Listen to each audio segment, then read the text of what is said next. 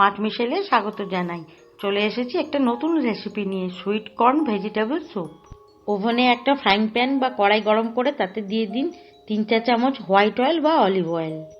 তেল গরম হলে তাতে দিয়ে দিন 1 চা চামচ করে মিহি করে কুচনো আদা আর রসুন। 1 মিনিটের মতন ভেজে নিন।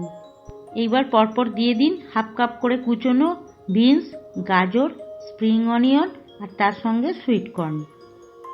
2 থেকে 3 মিনিট মিডিয়াম ফ্লেমে সতে করে নিন।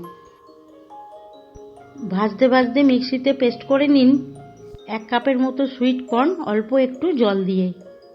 একটা মিহি পেস্ট বানিয়ে নিতে হবে। এবার সুইট কর্নের পেস্ট সবজিতে দিয়ে 2 থেকে 3 মিনিট ভালো করে নাড়াচাড়া করে নিন। খেয়াল রাখতে হবে ওভেন যেন সবসময় মিডিয়াম ফ্লেমে থাকে। এবার জল দিয়ে দিন 3 থেকে 4 কাপের মতো। দিয়ে দিন স্বাদ মতো নুন।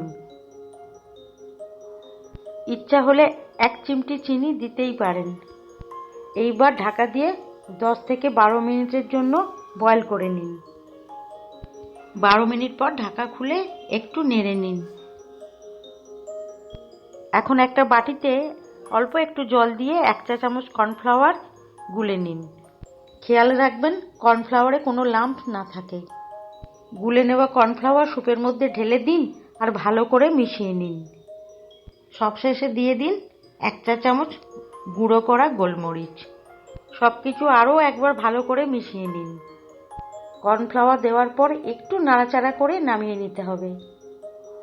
তৈরি হয়ে গেল সুইট কর্ন ভেজিটেবল স্যুপ। এইবার একটা কাঁচের বোলে ঢেলে নিন। গার্নিশ করে দিন অল্প একটু গোলমরিচের গুঁড়ো আর 1 চা চামচ বাটার দিয়ে। যদি মনে করেন বাটার স্কিপ করতে পারেন। শীতের রাতে পরিবেশন করুন হাতে গড়া রুটি বা ব্রেডের সঙ্গে। গরম গরম সুইট কর্ন ভেজিটেবল স্যুপ। অনুরোধ থাকলো চ্যানেলটা সাবস্ক্রাইব করে দেওয়ার, লাইক, কমেন্ট, শেয়ার করার।